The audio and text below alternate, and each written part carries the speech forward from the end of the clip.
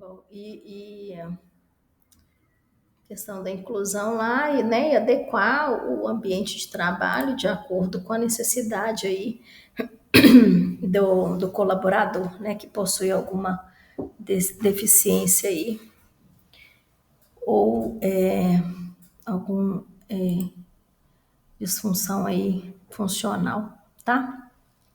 A gente deve promover, né, a acessibilidade física e atitudinal, que é eliminar as barreiras, né, que possam impedir aí a participação de todos os colaboradores. Isso inclui as adaptações, né, dentro do espaço físico, como rampas, sinalizações, a cultura organizacional e, além de tudo isso, a gente promover, né, o respeito e a empatia aí por esses colaboradores, né, por essas ações aí que a gente precisa fazer. Adaptar, né, de forma segura e inclusiva para aqueles que necessitam, né?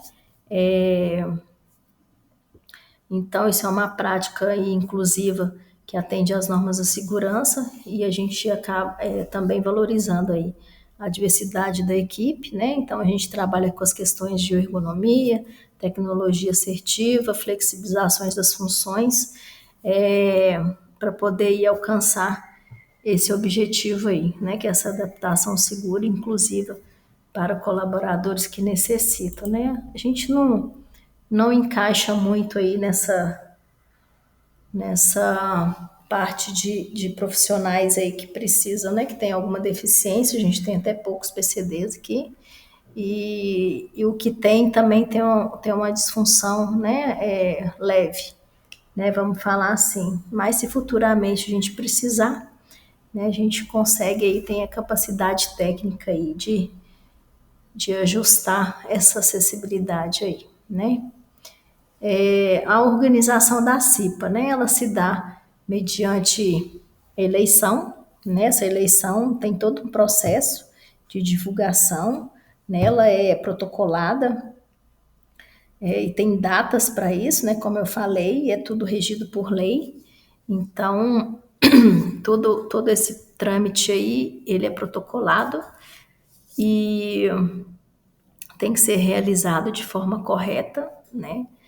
Para poder não causar danos aí, nem a nossa imagem mesmo, né, da instituição. É uma estrutura composta, né, por representantes do empregador, no caso, o hospital, e empregados, né, que são os eleitos aí pelos colaboradores durante a eleição. Né, é uma estrutura organizacional clara, né, a gente faz reuniões mensais obrigatórias, lavradas em atas e assinadas, né, os presentes. Quem às vezes não participar das reuniões tem que justificar formalmente a sua ausência, né? Claro que pelo fato de ter divergência de horários aí, a gente vai ver se a gente faz uma coisa aí mais integrativa para a gente ver como que a gente pode sanar nessas questões das reuniões. Né? Tem a integração do SESMIT, da segurança do trabalho, né? Muitas das vezes aí também a gente pode contar aí com o serviço de infecção hospitalar, dependendo, né, das ações que a gente for propor, a gente pode estar fazendo esse gancho aí com a Beth, né, para ela poder ajudar a gente também nas campanhas, né, mas tudo isso, a questão da comissão envolve mais, né, a segurança do trabalho e a medicina do trabalho, ok? O compromisso, né, a gente tem um compromisso com a segurança do colaborador, então todas as ações que a gente faz é voltada exclusivamente para a saúde e a segurança do colaborador, nada mais. Né? Muitas ações que a gente promove, a gente às vezes faz em conjunto com outras comissões, tipo a CICI, por exemplo, né? Que é a Comissão de Inclusão e Combate à Intolerância. Então, muitas ações a gente faz englobando, né, outras comissões, mas é voltada exclusivamente apenas para a saúde do colaborador, tá? No caso da prevenção e combate ao assédio, né? O assédio ele é caracterizado por comportamentos indesejados, né, de natureza sexual, que podem incluir desde comentários inapropriados até toques inadequados, né? Essa prática ela gera aí um ambiente de trabalho hostil, afetando a saúde mental e emocional das vítimas, né? Temos o assédio moral, né, que são efeitos e os efeitos no ambiente de trabalho, que nada mais é aqueles atos, né, de humilhação, isolamento ou constrangimento que podem ser realizados aí por colegas ou supervisores, né, dentro da instituição. Essas práticas elas prejudicam não apenas sua dignidade do trabalhador, mas também a sua produtividade e a sua saúde organizacional. As estratégias da prevenção, né? A gente tá aí, volta a questão da cultura novamente, né? Da gente, por meio de treinamento, a gente educar os colaboradores, né? Sobre o tema, a criação, já tem os canais de denúncia, como a gente já passou, né? A questão dos e-mails, a caixinha do saque lá anonimamente, né? E a gente, assim, naquele primeiro momento ali, oferecer um apoio psicológico, né? À vítima, e a gente procurar, né, a alta direção aí e a parte jurídica para a gente poder sanar essa questão aí, dar todo amparato para o colaborador, né? Então a gente tem que ter aí uma empatia, uma cultura de respeito e empatia pelos colaboradores que passam por isso aí, né? Então lembrando as questões, por exemplo, às vezes, né, a gente está ali no meio da turma e vê uma brincadeira ou outra ali, a gente tem que ter muito cuidado e sabedoria também na hora da gente orientar, né, esses profissionais, esses colaboradores que estão aqui dentro. Responsabilidade dos cipeiros, né? A gente tem um modelo de comportamento seguro, que vai falar mais detalhado agora, engajamento nas reuniões, né? A gente não resolve nada sozinho, tá, gente? As reuniões justamente praticamente assim, uma ideia de todos, né? Tudo é votado assim ali entre a gente, né? Nada é tipo assim, é isso que vai fazer, pronto, acabou. Não. A gente senta, a gente discute, né? A gente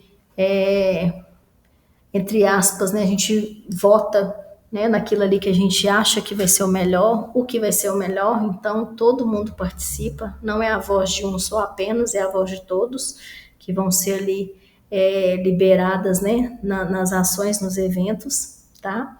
A CIPA é uma comissão, tem integrantes, né, então a gente não faz sozinho, tá? Tudo isso tem a participação de todos, né, tem a ideia de todos, então, justamente, eu sempre falei, estou aberta sempre às ideias novas, né? Porque eu já estou aí na CIPA já tem bastante tempo, então as ideias da gente vai até falhando, né?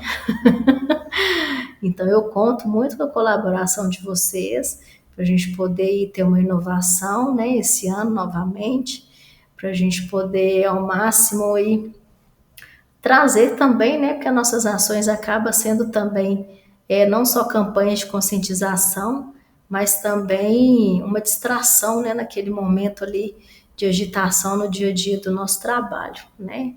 Então, mediante isso aí, né, a gente também faz a identificação dos riscos, como a gente já foi falado lá atrás, e todo risco identificado, né, deve ser passado para o setor responsável, segurança do trabalho, e aí também ele vai ser encaminhado também ao quem vai resolver, né, que é a questão da manutenção ou a alta administração.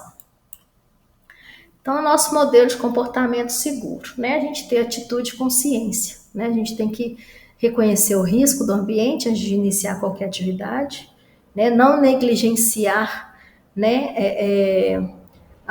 nossos procedimentos, né, rotineiros, né, tipo assim, todo dia eu faço, hoje eu não vou usar isso não, porque todo dia eu faço, não acontece nada. Então, a gente deve seguir os procedimentos e as normas de segurança, né, mesmo durante essas tarefas rotineiras. A gente tem que entender e passar essa cultura de segurança, que ela é de responsabilidade de todos, né, não apenas só da segurança do trabalho, né, o uso correto dos EPIs, né? A gente tem que avaliar a condição do EPI antes de usar ele, solicitar a substituição do EPI quando estiver danificado, né? Dependendo do EPI que for, alguns setores têm que fazer essa solicitação, né, para o seu líder, seu supervisor, para ele fazer a substituição, a solicitação lá no setor de compras, né, para poder, ou às vezes tem que até comprar, né? Então tudo é passado pro almoxarifado, né, e não realizar atividades que necessitam de EPI, né? Então, ou seja, não negligenciar a sua saúde, porque achar que não vai acontecer nada porque você fez aquilo ali há 12 anos, a vida inteira, né? Então a gente tem que ter muito cuidado disso aí. E é o caso da cultura da segurança. Devemos orientar, ver o funcionário que está fazendo algum procedimento que precisa de EPI, chama ele, orienta ele, nada de mandar, nós não temos que notificar, nós não temos que xingar, nós temos a obrigação de orientá-lo sobre a importância do uso, né, obrigatório do EPI para aquela atividade que ele está fazendo. Então, para isso, a gente precisa conhecer o processo que aquele setor também está fazendo, né? É a mesma coisa lá, o funcionário da manutenção tinha que usar o óculos lá de proteção, não usou, voou uma faísquinha dentro do olho, né? Então, assim, você sabendo do processo, né, que ele está fazendo, então a gente consegue orientá-lo melhor, né? Orientando, a gente vai passar para o técnico de segurança do trabalho, que ele vai notificar lá o líder, né, o supervisor daquele colaborador ali, para poder estar orientando ele, né? E muitas das vezes, se for negligência mesmo, pode levar até para a ficha funcional dele, né? Que ele está negligenciando os protocolos, né, de segurança do hospital, né? Tem a questão da comunicação segura, que nós já falamos, né? A gente deve manter o respeito e colaboração com os colegas e equipe de segurança. Qualquer risco que for evidenciado ali, comunicar imediatamente, né, ao supervisor ou responsável ali do setor. Cumprimento dos procedimentos, né, no mapa de risco, como eu falei, estão dispostos todos as instruções operacionais ali daquele setor, né, e todos os protocolos estão dispostos lá nos gestos de todos os procedimentos do hospital, de todos os setores, né, então a gente precisa estar atento a isso aí e também ter a cultura de orientar, né? Olha lá, olha o pop, é isso que tá sendo feito, né? Então a gente tem, cada vez mais, a gente tem que orientar o pessoal a leitura, né, dos procedimentos, para ele estar a par daquele processo ali, para não acometer a sua saúde, né? Tem a questão da organização e limpeza, a gente deve manter lá um ambiente limpo e organizado e sinalizado, né?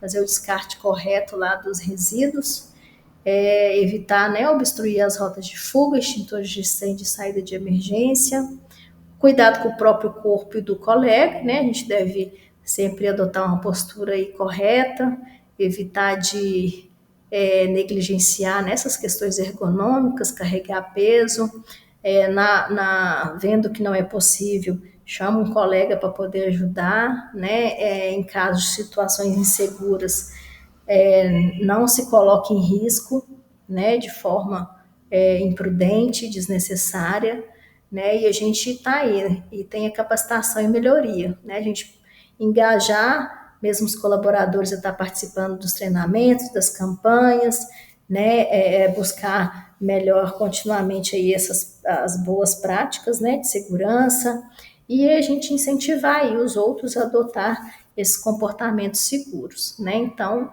a cultura aí da segurança, juntamente com o uso de EPIs corretamente, são candidatos fortíssimos aí para as nossas campanhas, né? E as nossas fiscalizações.